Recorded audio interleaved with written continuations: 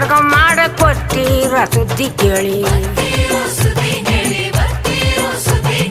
ಒಣ ಒಳಗೆ ಅವರ ಕಾಳು ಕುಣಿದಾಡ್ತಿದ್ದೋ